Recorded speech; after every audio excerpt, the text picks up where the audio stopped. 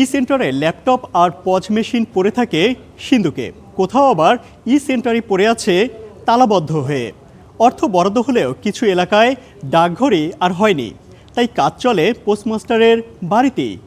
ডাক বিভাগের উন্নয়নে সরকার কোটি কোটি টাকা খরচ করলেও সুফল পাচ্ছে না প্রান্তিক মানুষ। দুর্নীতি, অব্যবস্থাপনা আর তদারকির অভাবে প্রশ্নের মুখে ডাক বিভাগের একের পর এক প্রকল্প। বিস্তারিত দেখুন মুন্নাফ রশিদের রিপোর্টে।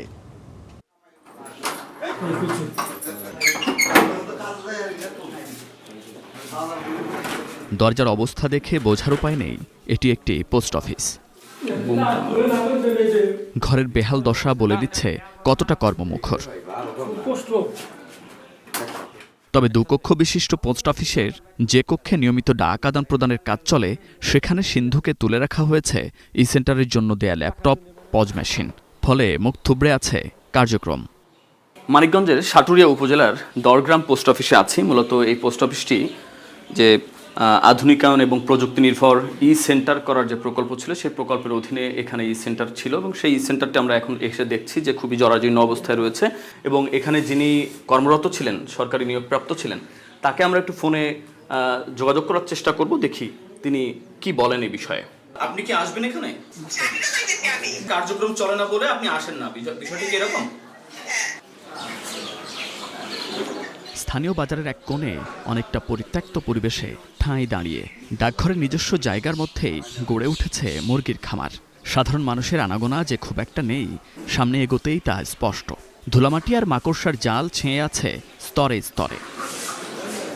একটা টিউবওয়েল দেওয়ার কথা চাল দেয় নাই, তারপরে একটা টাঙ্কি, যে পানি রাখার টাঙ্কি দেয় নাই, মোটর দেয় নাই। টিনের চালা থেকে আধুনিক ভবনে পরিণত হওয়া এই ডাকঘরের কার্যক্রম, কী ধরনের সেবা দেয়া হয় তার কিছুই জানেন না এলাকাবাসী। এখানে কার্যক্রম অতটা আমার সঠিক জানা না, বা এরকম আমি লোকজনও দেখিনি আর কি। ৮-১০ বছরে কোনোদিন আপনি এখানে টাকা জমা সঞ্চয় করা? না, কোনো কিছু করিনি। এগুলো আছে কিনা জানেন আপনি? তাও জানি না। নিজস্ব জায়গায় গড়ে ওঠা দরগ্রাম ডাকঘরের অবস্থা যখন এমন, তখন ৪ কিলোমিটার দূরের আকসাভার ডাকঘরের অবস্থা আরও করুণ। নিজস্ব জায়গা কিংবা ঘর না থাকায় নিজের বাড়িতেই কার্যক্রম চালাচ্ছেন পোস্টমাস্টার আব্দুর রউফ। ই সেন্টারের বরাদ্দ পেলেও কোনো কার্যক্রম নেই ঘরহীন এই ডাকঘরে। এই চিত্র শুধু আকসাভারের নয়, সারা দেশে ছড়িয়ে থাকা ১০,০০০-এর বেশি ডাকঘরের বড় অংশের চিত্রই এমন।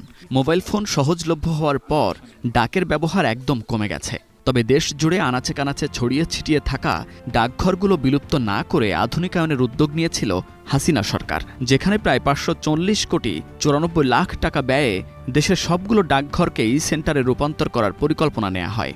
তবে ডাক ও টেলিযোগাযোগ মন্ত্রণালয়ের গঠিত দুটি তদন্ত কমিটির প্রতিবেদনে উঠে আসে প্রকৃত ব্যয় হয়েছে ৩৮০ কোটি ৬৫ লাখ টাকা। বাকি ১৬০ কোটি ২৯ লাখ টাকার হদিস মিলছে না। সরেজমিনেও প্রকল্পের বাস্তবায়ন চিত্র হতাশাজনক। বেশিরভাগ ডাকঘরেই হয়নি দৃশ্যমান কোনো উন্নয়ন। এদিকে তথ্য ও প্রযুক্তি নির্ভর গ্রামীণ ডাকঘর নির্মাণে ২০১২ সালে নেওয়া হয়েছিল ১৩৪ কোটি ৭৩ লাখ টাকার আরেকটি প্রকল্প। পুরো কাজ শেষ না হতেই প্রকল্পটি সমাপ্ত ঘোষণা করা হয়, যেখানে ডাকঘর মেরামত ও যন্ত্রপাতি ক্রয়ের ক্ষেত্রে প্রায় ১০০ কোটি টাকারই গড়মিলের চিত্র উঠে এসেছে সরকারি সংস্থা আইএমইডির প্রতিবেদনে। প্রকল্পে দুর্নীতির বিষয়টি স্বীকার করছে ডাক বিভাগ। আসলে ওইটাতে অনেকটা বিতর্কিত হয়ে যাওয়াতে আর পরবর্তীতে উদ্যোগ সেইভাবে নেওয়া হয়নি। এটা ত্রুটি বিস্তৃত আছে। যে কোনো প্রকল্পকে সাস্টেইন করার জন্য তার ধারাবাহিকতা আরও কিছু ওয়ে আউট রাখা লাগে। তা আমাদের ওই প্রকল্পে ছিল না, এবং অন্যান্য যে প্রকল্পে তাকে সাপোর্টিংয়ে আবার প্রকল্প নেওয়া হয়েছে। জুলাই অভ্যুত্থানের পর ২০২৪ সালের সেপ্টেম্বরে অন্তর্বর্তী সরকারের সময়ও নেওয়া হয় আরেকটি প্রকল্প, যার ব্যয় রাখা হয়েছে ৪২ কোটি টাকা। পল্লী ডাকঘরকে সত্যিকারের ডিজিটাল সেবা কেন্দ্রে পরিণত করতে প্রকল্প ব্যবস্থাপনায় আরও স্বচ্ছতা, দক্ষতা ও তদারকি প্রয়োজন বলে মনে করেন সংশ্লিষ্টরা। Munnaf Rashid, star news, Dhaka.